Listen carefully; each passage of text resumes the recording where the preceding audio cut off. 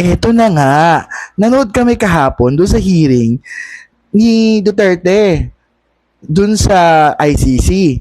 At napanood namin kung ano ang sinabi nitong si Kaufman. Hindi nyo ba nakikita na parang si Salvador Panelo ang nagsasalita?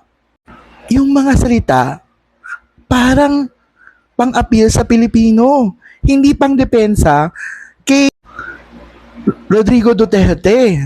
So kung mahal nyo si Rodrigo Duterte, magagalit kayo. Kasi parang ginawang eleksyon yung ginawa ni Kaufman na ang tawag ko ngayon ay Attorney Salvador Kaufman. Hoy, Attorney Sal Panelo, aminin mo nga, ikaw ba gumawa ng script nito?